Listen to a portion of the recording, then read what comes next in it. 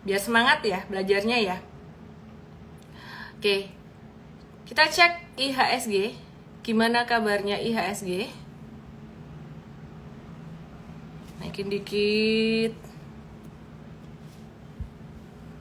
Singkat, padat, jelas. IHSG hari ini turun lumayan signifikan dan memang udah kita antisipasi trennya memang masih melambat. Nah, tapi ada yang menarik dengan koreksi IHSG hari ini. Dia tuh breakdown dari pattern head and shoulders-nya. Waduh, bakalan jadi crash nggak sih? Biasanya di bulan Mei itu bottom kecil loh, terus naik. Nah, ini kok di Juninya masih turun kayak gini. Ini yang bikin turun sebenarnya apa sih? Tenang dulu, jangan takut dulu ya. Yang bikin turun hari ini pendorongnya adalah mostly sahamnya Papa PP nih. Jadi ada brand, TPIA, BRPT, Cuan. Nah, siapa di sini yang punya sahamnya Papa PP nih? Pak hampir salah ngomong. Prayogo Pangestu. Ngaco ya saya, masa mau ngomong Hermanto, itu kan yang punya Cleo. Sahamnya Pak Prayogo Pangestu ya. Di sini siapa yang punya? Maklum ya, hari ini aku agak-agak capek nih dari pagi sampai malam nih. Nah, kalian pasti ada yang lagi rugi ya. Nama aplikasinya apa? Mtrade buat edukasi. Terus gimana dong kabarnya saham Papa PP ini? Aku langsung aja update ya.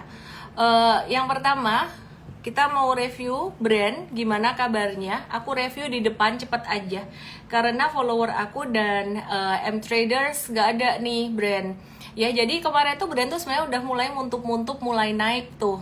Terus hari ini turun, ARB lagi, besok bisa ARB lagi, masuk FCE udah gitu, dia ditolak lagi masuk FTSE. Sebenarnya ada satu emiten lagi yang dia tuh ditolak atau di-cancelin masuk FTSE gitu, ditunda sih, yaitu apa coba tulis di chatroom.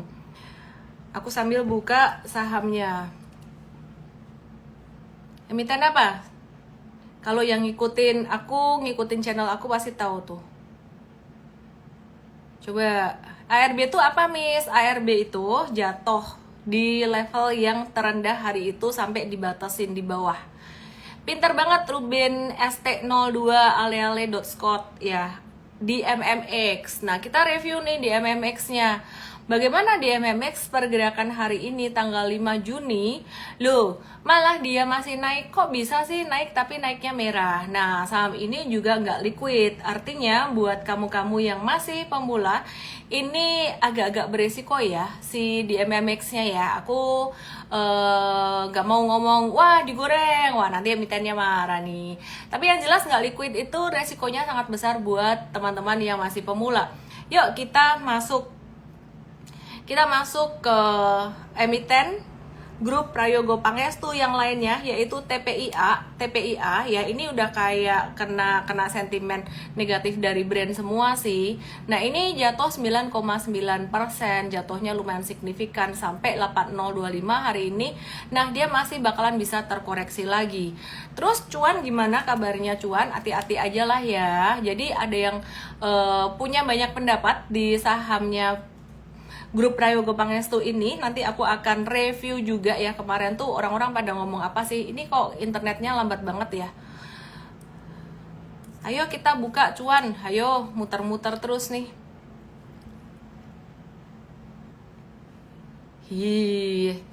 Muter-muter terus nih koneksinya nih. Petrindo Jaya Kreasi TBK ini juga udah slowing down, bakalan masih bisa turun lagi. Yang lebih penting dari TA dan FA itu likuiditas ya, Miss. Bener banget, karena kalau FA-nya bagus, TA-nya bagus, nggak ada likuiditas, itu artinya sebenarnya cuman ya dimain-mainin sekelompok orang yang punya power aja gitu. Terutama kalau teknikalnya naik kenceng, fundamentalnya nggak bagus, terus kemudian likuiditasnya atau bid overnya kecil-kecil gitu, you have to be very careful. Oke ya, belum beres-beres juga internetnya, wis kayaknya kena gelombang panas deh. Gelombang panas itu ngeganggu koneksi juga, Starlink juga kena kan katanya. Yuk kita ke BRPT yuk, kita ke sahamnya Papa PP yuk. Kita lihat ya. Kita ke BRPT ya, muter-muter di sini. Akhirnya pertahanan 10.35 jebol. Padahal sebenarnya ya kalau nggak ada sentimen brand nggak masuk FTSE di 10.35 ini support yang cakep banget sebenarnya. Nah maka dari itu kita tetap harus pakai antisipasi. Sebagus apapun pattern technical, kita mesti ngelihat likuiditas dan update terus. Jadi untuk trading tuh update terus. Nggak boleh cuman ngelihat satu faktor doang, fundamental doang, teknikal doang, likuiditas doang. Saham yang liquid juga belum tentu naik, terlalu liquid dia kadang susah naik juga. Oke ya, suaranya jadi cowok, ya udah biar lucu. Ada yang bilang suaranya jadi cowok. BRPT remek miss lost doll ya wes kena cut loss. Kita ada review by BRPT, tapi kita udah kasih tahu resikonya banget dari awal. Kita udah kasih tahu resikonya, jadi memang buat ngetes aja lah, buat lucu-lucuan aja gitu ya. Terus aku akan review pastinya Big Banks, nanti aku akan review di belakang. Nah sebenarnya Big Banks ini dapat sentimen positif loh setelah brand itu dia nggak jadi masuk ke FTSE ya. Kenapa? Karena sebenarnya fund manager atau asset management reksadana mereka tuh lagi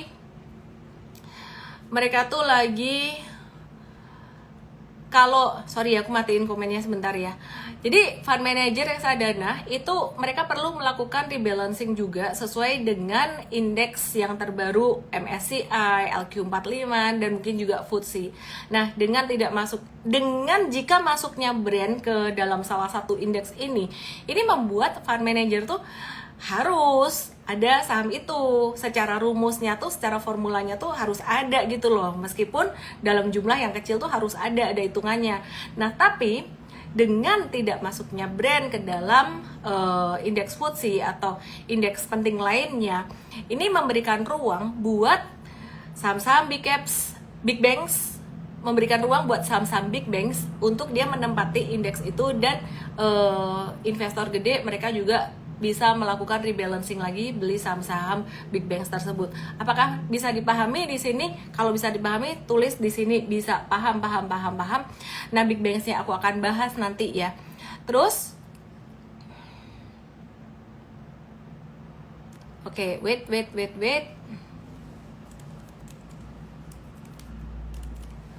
Oke, aku akan bahas ya ini market value hari ini 12,5 triliun, di pasar reguler 9,75 triliun, di pasar negosiasi 2,25 triliun ya.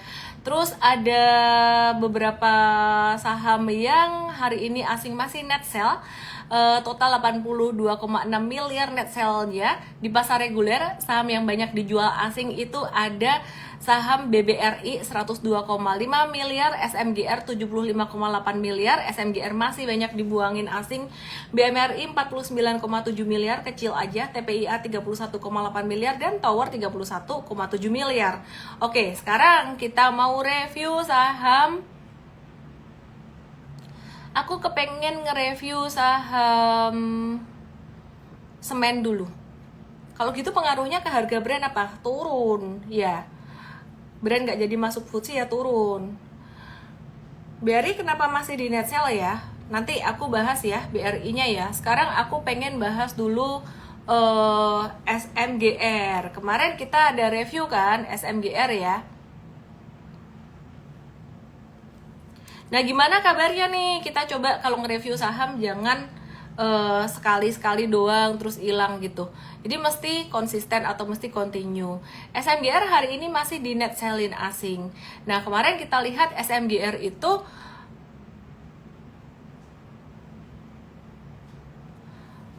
membentuk pattern V, recovery V. Nah, 31 Mei volume jatuh lumayan gede, tapi dia membentuk V. Yang kita perlu lakukan adalah wait and see dulu.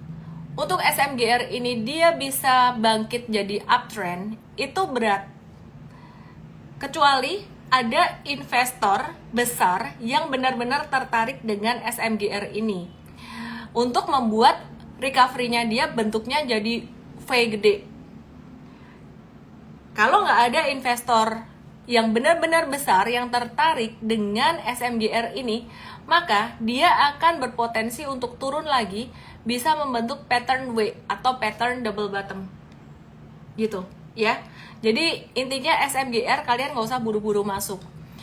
Aku udah update SMGR kemarin secara technical, ada di update. Terus kemudian kita mau review buat INTP-nya, semennya gimana nih. Kemarin INTP bukannya udah duluan ngebentuk pattern W itu ya, pattern yang bagus gitu dibandingkan dengan SMGR. Yuk mari kita lihat gimana kabarnya INTP. INTP di sini ini dia berpotensi untuk membentuk pattern inverse head and shoulders. Artinya apa? Artinya dia bakalan bisa turun dulu dikit, baru kemudian mantul naik lagi. Nah, sama halnya seperti SMGR, INTP ini nggak langsung bisa naik kenceng gitu. Jadi naiknya akan bertahap gitu ya. Jadi aku nggak tahu kalian ada yang punya INTP SMGR nggak sih? Tulis di komen atau chat room di situ punya atau nggak punya. Kalau punya rugi berapa? Banyakan ruginya ya kalau ini masih downtrend banget. Oke, Antam Teens aku mau bahas Inco, banyak yang nanya juga ADMR, Antam Adaro. Aku mau bahas MDKA, laporan keuangannya jelek. Kata Pak siapa nih? Hendra, sebentar.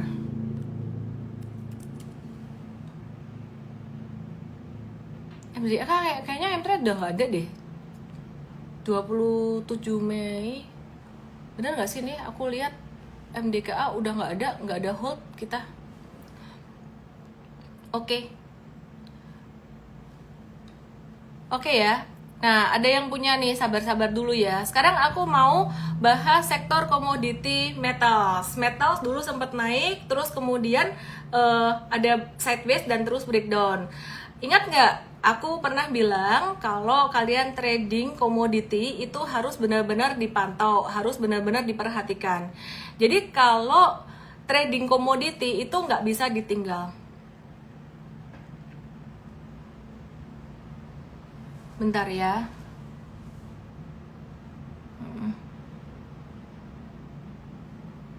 Bentar ya. Oke ya. Ya jadi di komoditi itu nggak bisa ditinggal, harus terus diperhatikan ya. Jadi harus terus diperhatikan.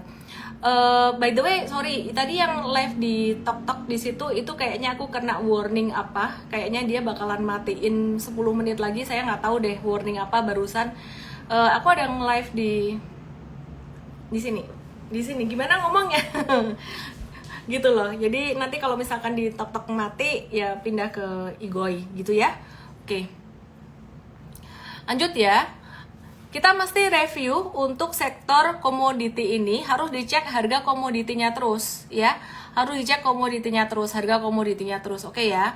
Yuk. Kita lihat di sini. Sabar ya. Sorry, ini chat terpaksa aku matikan dulu karena chartnya nggak kelihatan nih. Kalau chatnya rame banget, dan thank you banget buat kalian semangatnya ya. Nah, ini nikel, harga nikel futures ini bakalan masih bisa turun. Sekarang masih potensinya turun sampai ke level 1633. Aku pakai harga nikel futures yang dari LME, London Metals Exchange. Sehingga kesimpulannya harga saham metals atau nikel ini kita juga harus hati-hati. Intinya kan sebenarnya gampang ya, ngelihat pergerakan harga komoditasnya, ngebaca chartnya, dan harga komoditas itu memberikan signal yang lebih leading dibandingkan harga sahamnya. Jadi kalau mau tahu harga sahamnya gimana, kita lihat harga komoditasnya tuh gimana, gitu ya. Oke, terus kemudian kita akan lihat untuk harga komoditas metals yang lainnya. Kemarin kita sempat perhatikan copper itu naik tinggi gitu, copper futures. Di Tok aku kena warning barusan, jadi aku lagi nge-live juga di sini di Igoi. Oke ya. Nah, ini di sini Koper ini gimana? Trennya harga tembaga atau harga koper tadinya naik tinggi banget, sekarang lagi sideways. Sidewaysnya koper ini dia bakalan bisa sampai ke berapa sih? Bisa turun sekitaran beberapa hari lagi sampai ke 9618. Nah, jadi sebelum kita bahas sektor komoditi metal, saham metals, kita mesti lihat harga metalsnya dulu. Emas gimana kabarnya emas? Oke, emas gimana kabarnya? Perhatikan di sini, cepetan dong, udah nggak sabar. Yo, sabar toh ya. Emasnya lagi sideways, masih uptrend tapi sidewaysnya lumayan panjang. Jadi metals yang lain nyusul di situ. Oke, sekarang kita bahas invest komoditi. Boleh ditinggal? Nggak boleh ditinggal. Komoditi nggak bisa buat invest kecuali dividend investing. Aku ada dividend investing di PTBA, lumayan tuh ya. Inco, mari kita lihat Inco. Wah, ada yang lupa kasih cut loss. BRPT nggak boleh lupa dong. BRPT nggak boleh lupa dong. Oke. Bentar ya. I have to tap something here di TokTok. Banyak aturan nih, bingung saya. Anyway, ya Inco kita lihat kemarin Inco itu udah breakdown, hari ini lanjut turun dan memang kita udah antisipasi dia ngebentuk pattern double tops di sini ya. Di sini dia bisa turun nih, masih akan potensi lanjut turun. Oke? Ya, jadi dia masih akan potensi lanjut turun untuk Inco-nya sampai ke level 4000, sampai ke level 4230, bisa turun sampai 4230-an. Nah, jadi harus gercep kalau trading sektor komoditi. Terus gimana kabarnya dengan Antam? Antam yang kita sempat watch setelah dia bagi dividen, kita sempat nge-watch waktu itu pas keluar hijau 1 di 28 Mei. Tapi habis itu patternnya gagal karena harga komoditinya turun ya, sementara sebenarnya sideways turun sementara. Dan ini jadi breakdown kayak gini, kita avoid dulu aja. Ada yang nanya, ini tuh sebenarnya efek dari itu nggak sih? Sentimen katanya ada emas palsu. Sebenarnya bukan emasnya yang palsu, tapi emas itu bukan produksinya Antam, tapi dicap Antam gitu loh. Jadi sebenarnya Antam juga kira-kira dia kena tipu juga lah, bukan kena tipu sih, korban juga gitu loh ya. Jadi ada berita seperti itu ya. Jadi aku baca di CNBC beberapa hari yang lalu. Ini ngefek nggak sih? Kalau aku memperhatikan berita-berita kayak gini tuh udah terjadi beberapa kali. Di Antam waktu itu sempat ada case juga dengan satu pengusaha di Surabaya kalau nggak salah. Terus Timah ya, Tins itu juga ada case korupsi kan waktu itu 22,71 triliun, tapi gak ngefek ke harga sahamnya. Kita lebih ngelihat sektor komoditi ini lebih ada kaitannya dengan harga komoditasnya. Dan ada yang bilang, wah, yang penting bandar mau bawa kemana deh, ya wes terserah lah. Intinya kalau saya sih sebenarnya ngeliatin price and volume analysis itu aja. Mau sentimennya jelek, kalau price volume analysisnya bagus, kita masih trade. Jadi kayak di Tins waktu itu Februari keluar berita 271T itu ya, itu kan sentimen negatif banget, tapi kita masih hold dan malah cuan sekitaran 30%-an. Berarti siap-siap beli saham PP ya. SD banyak yang cut loss nih. Waduh, jangan dong. Gimana sih? ESA-nya juga turun dalam, sudah menarik kah? Sebentar ya, saya coba mau bahas saham Giptial, lucu-lucu. Aku mau bahas saham MDKA. Tadi kan ada yang nanya ya, MDKA ya, laporan keuangannya nggak itu bagus nih, turun. Metals lagi turun semua. Harga komoditi metals lagi turun dan ini ngikutin banget, MDKA turun sampai potensi 2260.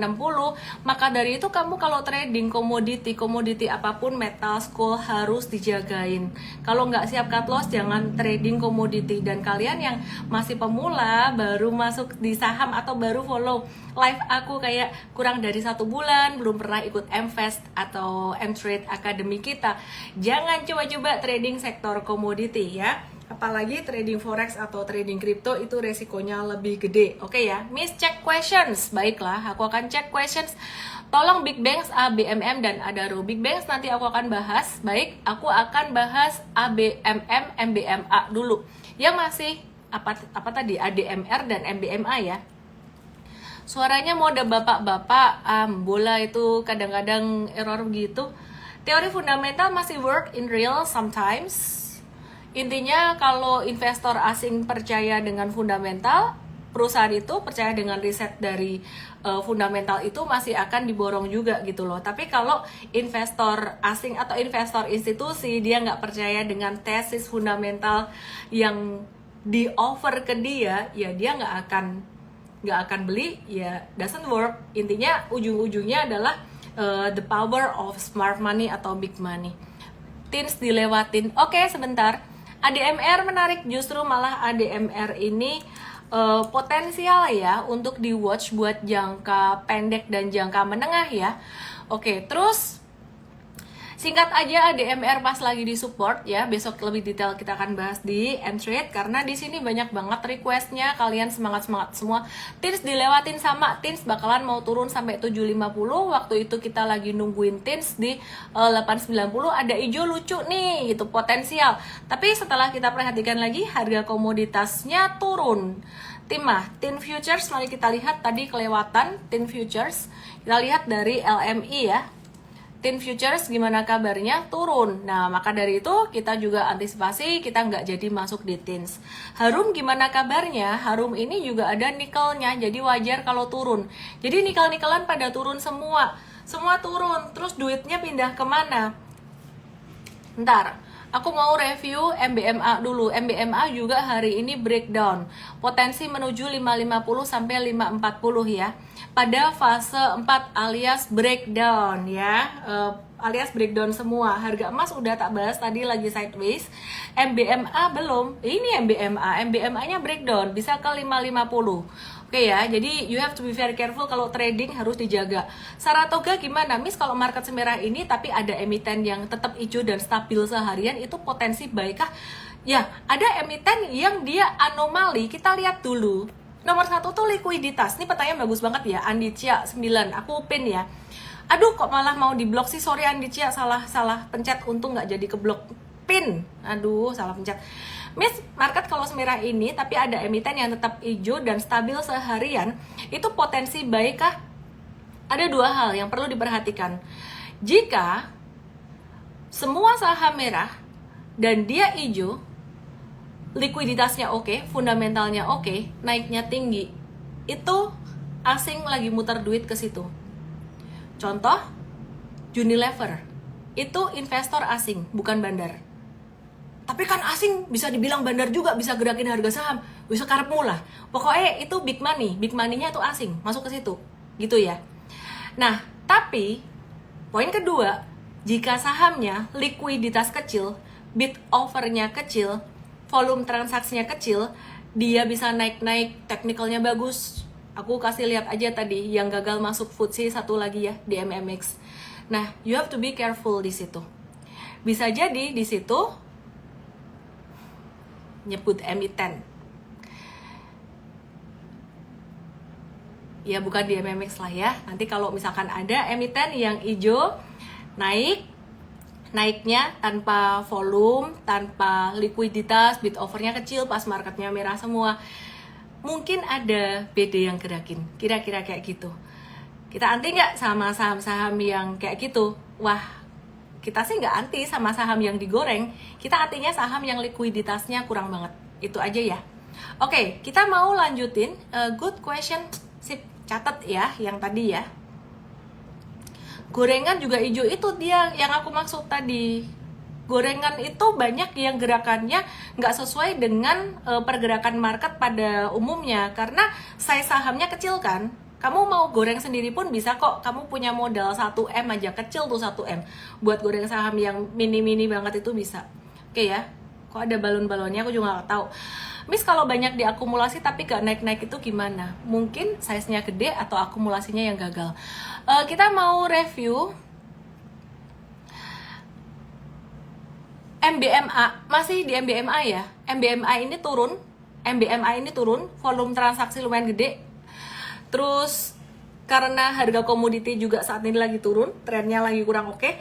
Tapi sebenarnya laporan keuangan kuartal 1 2024 MBMA ini pendapatannya naik 210,49% year on year. Jadi 444 juta US dollar. Laba bersihnya berbalik dari rugi 7 juta US dollar jadi untung 4 juta US dollar atau naik 157,14% year on year. Catat ya. Pendapatan usaha MBMA ini bersumber dari penjualan nickel pig iron atau NPI sebesar 239 juta atau naik 67,46% secara tahunan. Nah, MBMA ini juga ketambahan pos pendapatan dari segmen nickel matte sebesar 190 juta US dollar dan biji nikel limonit sebesar 8,25 juta. Beda dengan induknya MDKA. MBMA ini justru berhasil mangkas atau motong biaya keuangannya 83,62% secara tahunan.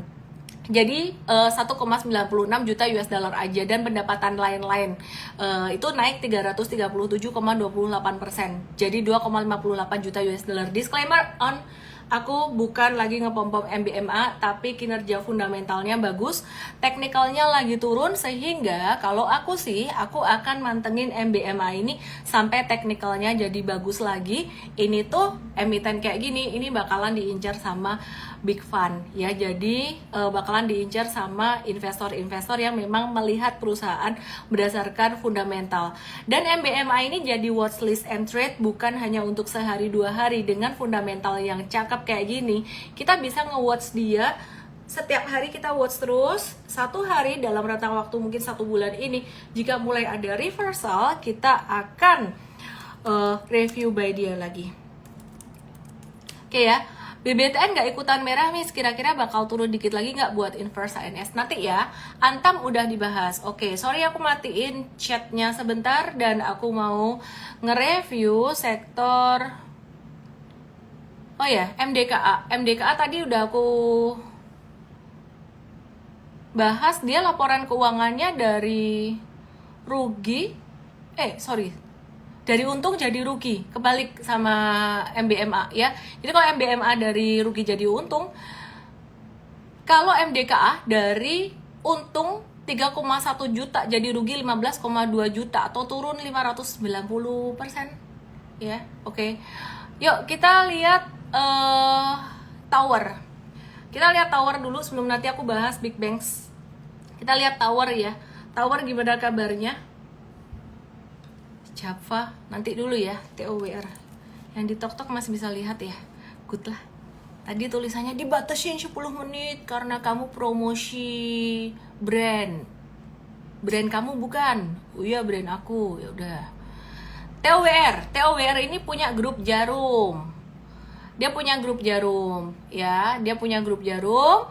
Terus dia lagi, wah ini diskon banget nih. Ini fundamentalnya sebenarnya juga lumayan oke ya. TOWR dan lagi turun banget.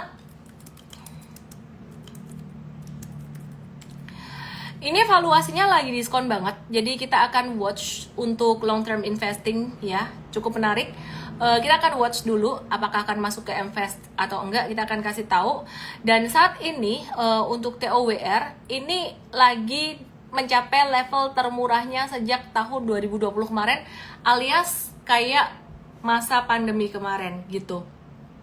TOWR setahun gak kemana-mana toh, bener banget. Maka dari itu ya grup Jarum ini ya gak mau ngegoreng-goreng gitu. Banyak duitnya tapi gak mau goreng. Jangan-jangan duitnya buat jagain BCA semua. Bercanda ya. BCA Institution Darling. Oke. TOWR ini mengakuisisi 90,11% IBST ya. IBST itu apa sih? Inti Bangun Sejahtera.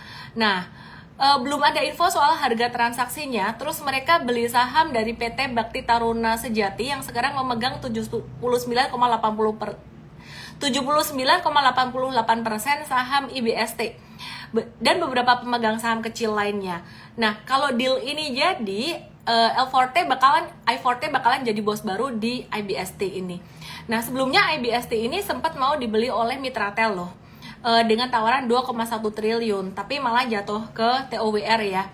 Terus yang menarik TOWR ini kan punya grup Jarum tuh kan punya BCA ya.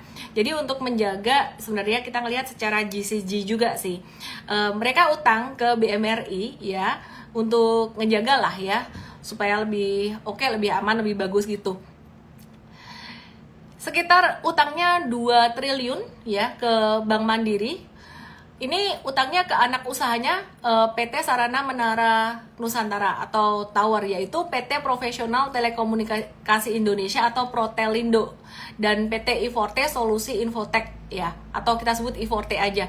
Nah, dana ini tuh bakalan dipakai untuk keperluan ekspansi bisnis, terutama buat refinancing.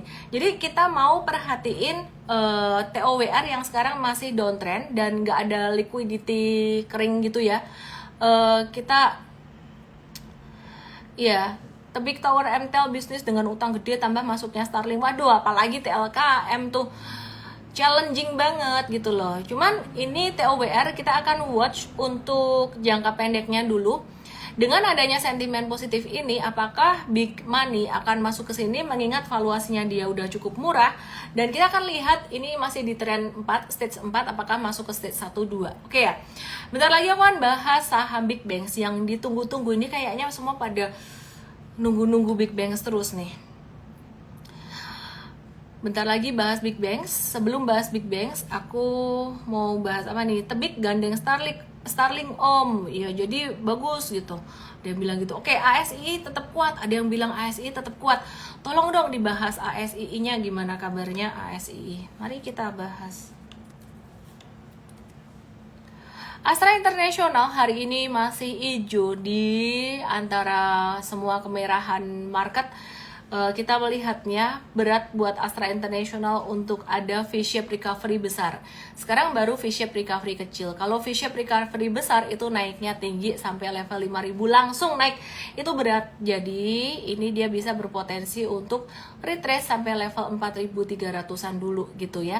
Jadi sampai level 4.300 dia bisa retrace ke situ. The worst case scenario. Jadi masih ada peluang buat kalian. Nah, kalau yang kalian trading jangka pendek ada yang masuk pada tanggal 31 Mei, ini udah mulai siap-siap buat profit taking ya. Oke. Esa gimana kabarnya Esa? Breakdown. Is it the good news? Good news lah buat yang nungguin Esa.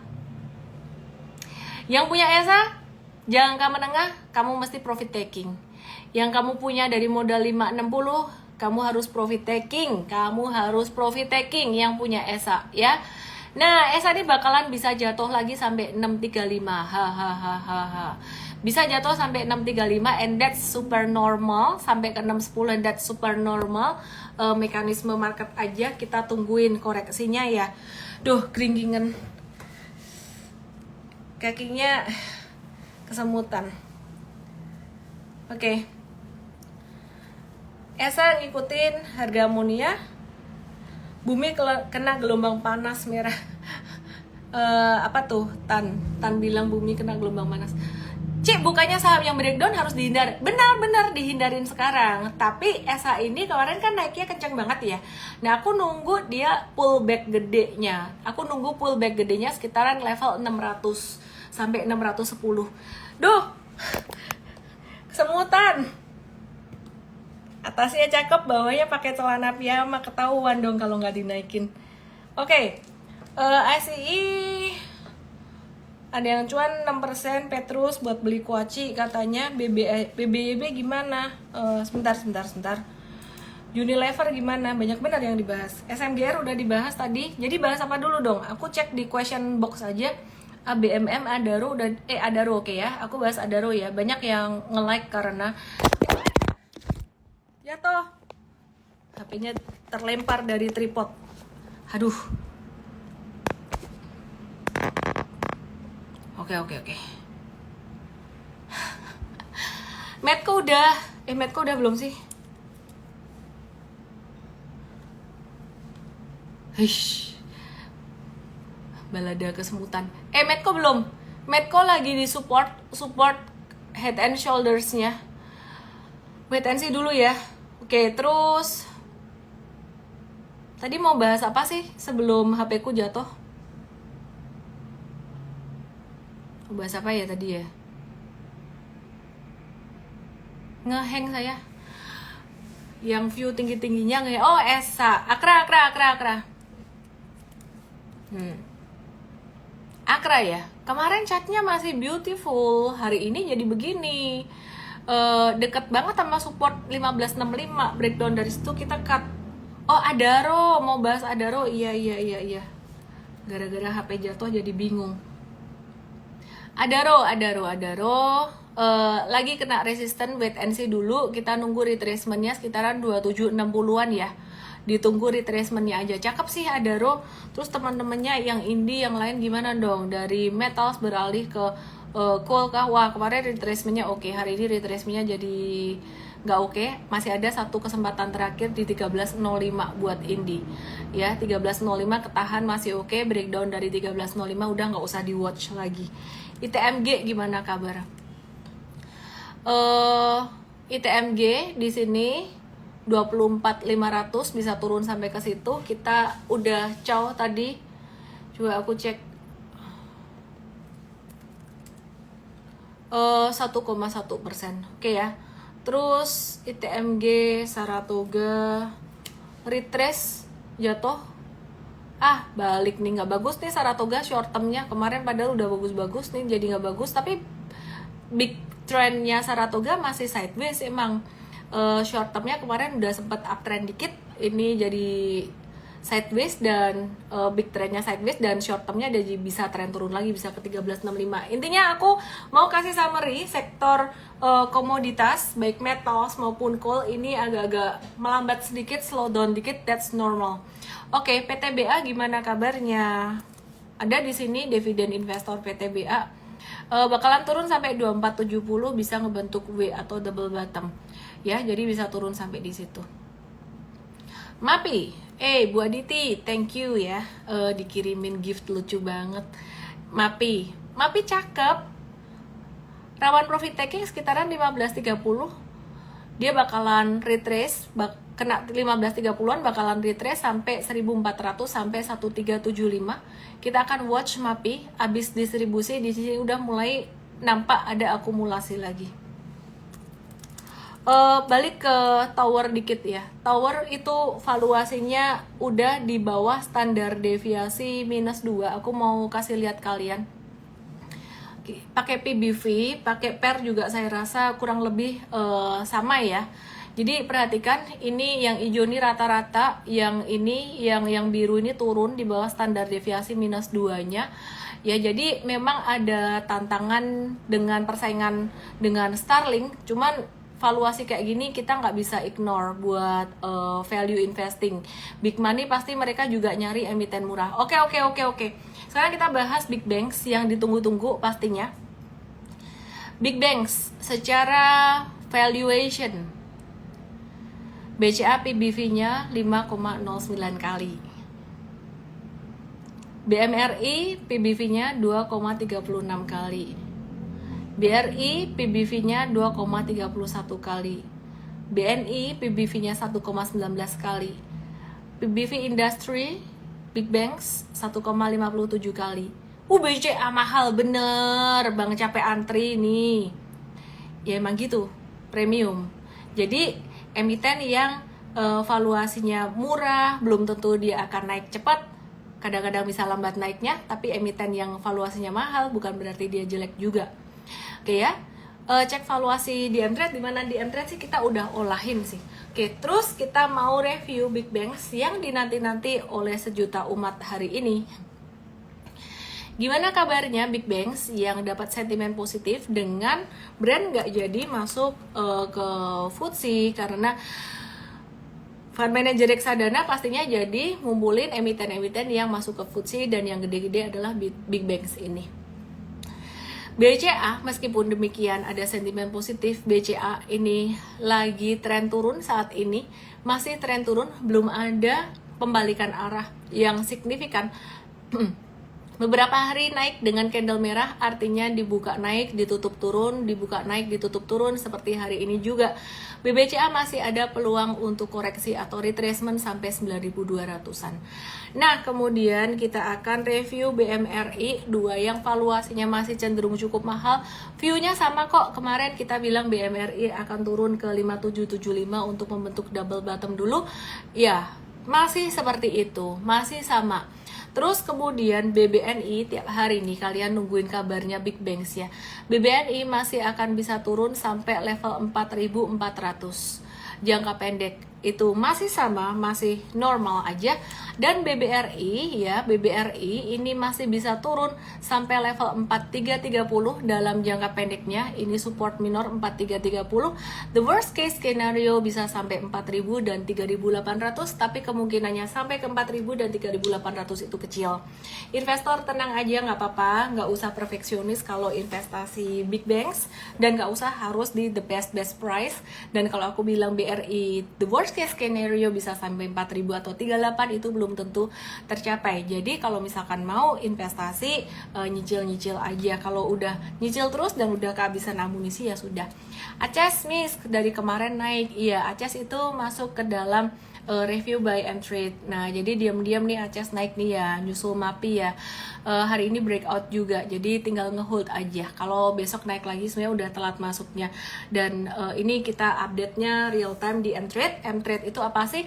Mtrade itu adalah akademi. Jadi kalau kalian penasaran, di Igoi aku itu ada tombol WhatsApp, just tap aja di situ dan tulis Mtrade. Jadi di profile aku ada tulisannya WhatsApp, tap aja di situ, nanti tim aku akan bantu. Jadi Mtrade Trading Academy memberikan bimbingan, tidak hanya edukasi tapi juga ada case study-nya berupa, kalau dibilang stock pick ya, stock pick sih, tapi sebenarnya ini lebih ke case study ya. Ini dikasih tahu, jadi apa yang kita tradingin kita kasih tahu gitu, ada bimbingannya. Semoga bisa bermanfaat buat semuanya. TLKM, GGRM, UNTR, ITMG kita bahas di morning briefing Mtrade besok jam 8.15. Kalian kalau ada ikut Mtrade Academy, tolong, penting banget morning briefing jam 8.15 itu diperhatikan, di watch, karena review saham, pilihan sahamnya beda dengan IG Live. Kalau di IG Live, kalau di live aku cenderung ngebahasnya tuh secara general ya, yang di tok juga ya. Aku bahasnya secara general, kalian nanya apa aku bahas, market secara garis besar gimana. Tapi kalau di morning briefing kita cenderung lebih details dan lebih tajam. Saya Ellen May, salam profit, sehat selalu. Dadah, dan jangan lupa ngobrol di channel. Dah, good night.